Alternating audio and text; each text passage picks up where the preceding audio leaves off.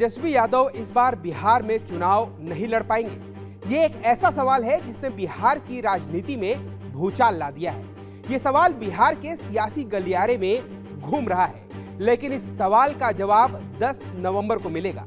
बिहार में पहले चरण का चुनाव 6 नवंबर को है, दूसरे चरण का चुनाव 11 नवंबर को, यानी दूसरे चरण से ठीक एक दिन पहले इस सवाल का जवाब मिलेगा कि तेजस्वी बिहार का चुनाव लड़ पाएंगे या नहीं। अब आपको बताते हैं कि ये सवाल आया कहां से और हम ऐसा क्यों कह रहे हैं। दरअसल IRCTC भ्रष्टाचार मामले में सोमवार को राष्ट्रीय जनता दल के सुप्रीमो लालू प्रसाद यादव, उनकी पत्नी राबड़ी देवी और बेटे तेजस्वी यादव को बड़ा झटका लगा। दिल्ली के राउज एवेन्यू कोर्ट ने कथित IRCTC घोटाले मामले में लालू, राबड़ी और उनके बेटे तेजस्वी यादव के खिलाफ आरोप तय किए।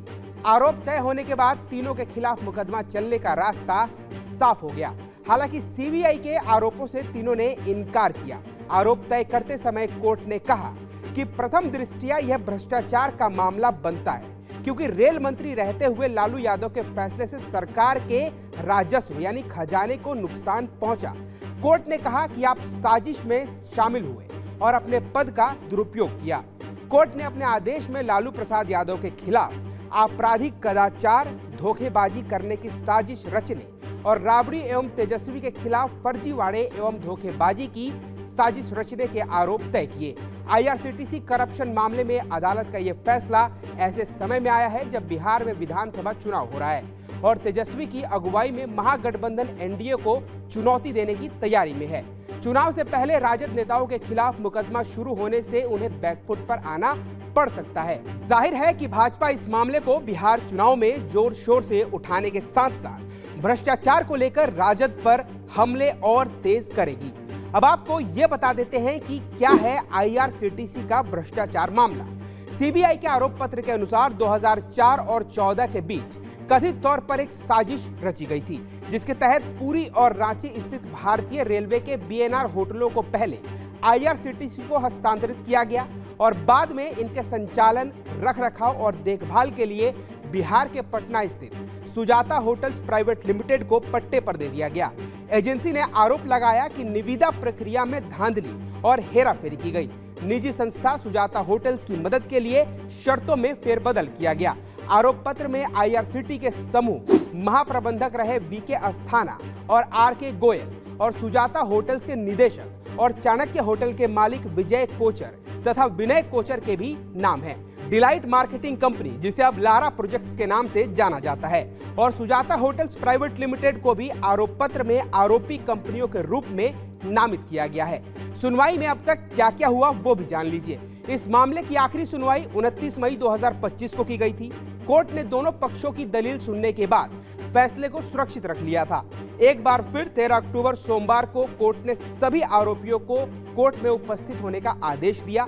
इसके बाद कोर्ट ने आरोप तय किए हैं। अब इसमें यह भी जान लीजिए कि क्या इस मामले में लालू परिवार को सजा हो सकती है।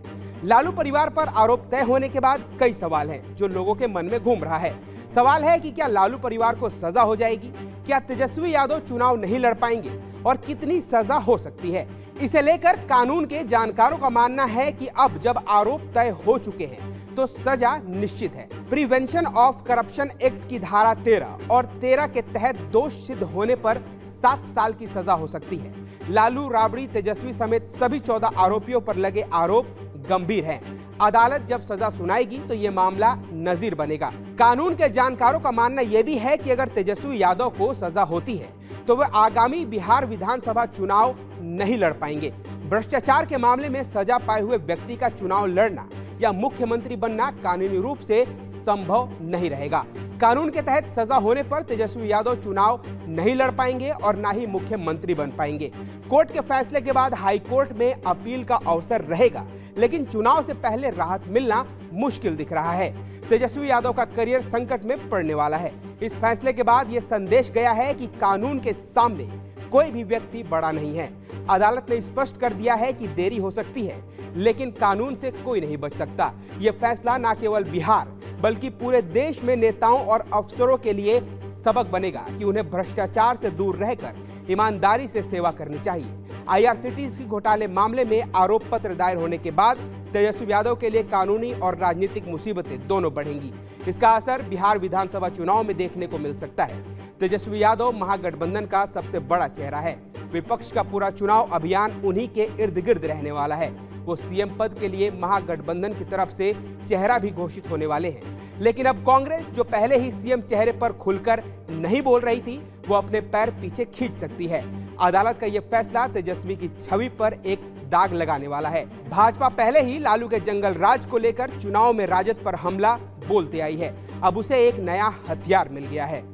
फिलहाल इस खबर में इतना ही। आप ये खबर रिपब्लिक भारत के डिजिटल प्लेटफॉर्म पर देख रहे थे।